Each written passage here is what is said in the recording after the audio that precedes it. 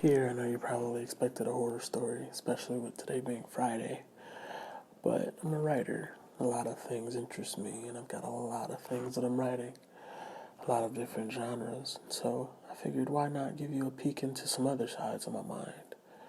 I hope you enjoy it. So for now, sit back, relax, and enjoy the ride, as First Kings Productions presents Window Pane.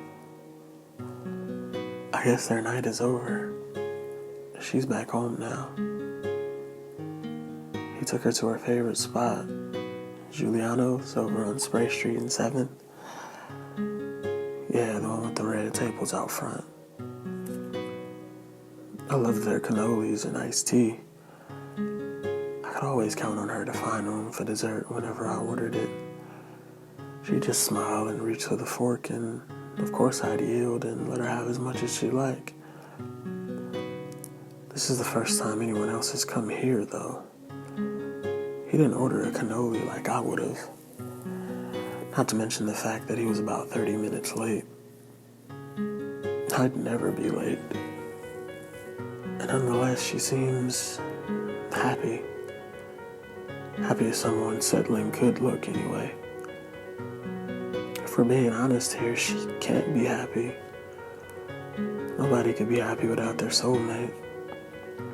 Nobody could be happy knowing the one they love is still out there, but never to return to their arms again. I know she's hurting.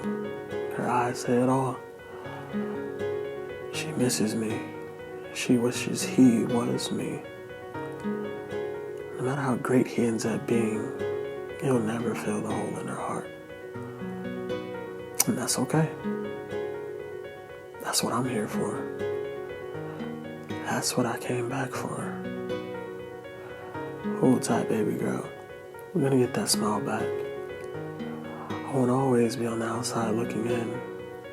I won't be out here pressed against your window pane forever. I'll be back in your arms again. I have to. I'll find a way. Peering through the blinds, I see her hugging and holding him. Nothing out of the ordinary here. She was always the affectionate one. I lost count of the nights she'd greet me at the door with hugs and kisses, as if she hadn't seen me for months. I'd be lying if I said I didn't miss him. How could I not? For 9 years, they were mine. All mine. I never had to worry about another man because I'd feel all of her love residing in me. I never had to long for love. She kept me good and full. And I appreciated it. The only problem is that, I should have returned it. Selfishly, I enjoyed the fruits of being loved rather than gifting her the feeling of someone loving her back. I knew she deserved better. I knew she could do better. I guess I just never thought she'd try to. Our souls were connected, meant to forever attach to one another. Our minds just had different plans. I was her first kiss, and now she's kissing him. He pulled her into his arms and forced his lips onto hers. He had to. She'd never kiss anyone other than me. It's gotta be the alcohol. Sure, sharing dessert is one thing. A hug, that's one thing too.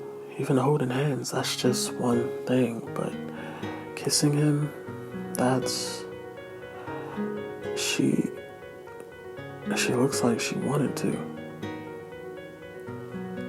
This time she pulled him in and cupped his cheeks like she'd done to me many times before. She didn't just kiss him, she kissed him again. And again. And again. I can't stay here anymore. I can't see this anymore. I gotta get out of don't make a habit of watching through the windows. You're going to want to be around her the least you possibly can. Otherwise, you'll drive yourself insane. A voice startles me and a woman steps out of the shadows to speak to me. But I'm in the shadows. I am the shadows. How can she see me? You said no one can see me but Joy. I got it, but how can you? She silences me with a finger to my lips. He was my husband for 6 years before